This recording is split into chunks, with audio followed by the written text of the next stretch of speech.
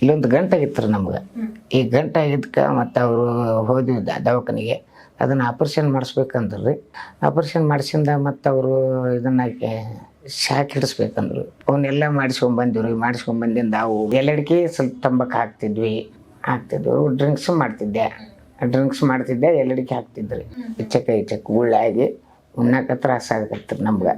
ಬೇಡ ಮತ್ತೆ ಎಲ್ಲಾರ ನೋಡೋಣ ಅಂತಂದು ಮತ್ತೆ ಹುಬ್ಳಿಗೆ ಹೋದ್ವಿ ರೀ. ಹುಬ್ಳಿ ಒಳಗೆ ನಮ್ಮ ಡಾಕ್ಟರ್ ಸಿಕ್ಕಿಂದ ಅವರು ಬರೆದು ಕೊಟ್ಟರು. ಇಲ್ಲಿದ್ದು ಗೊತ್ತಾಯ್ತು ರೀ. ಮತ್ತು ಸರ್ ಚಲೋ ಅದರ ಹೋಗೋಣ ಬರ್ರಿ ಅಂತ ನಮ್ಮ ಹುಡ್ರು ಅಂದರು.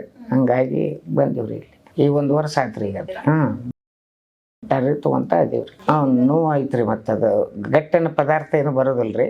ಅಳ್ಕಂದ ಎಲ್ಲದು ಈಗ ಮಜ್ಜಿಗೆ ಆಗಲಿ ಸಂಗಟೆ ಆಗಲಿ ಈಗ ಏನರ ಅಳ್ಕಂದ ಮಾಡ್ಕೊಂಡು ಕುಡಿದ್ರಿ. ಎಲ್ಲ ಬಿಟ್ಟಿವ್ರಿ. ಈಗ ನಮ್ಗೆ ಒಂದಿಟ್ಟು ನೋಡ್ರಿ, ಭಯ ಪಡ್ಕೋಬೇಡ, ಸಿಸ್ಟಮ್ ಊಟ ಮಾಡು, ಸಿಸ್ಟಮ್ ಇದು ಮಾಡು ಅಂತಂದ್ರಿ.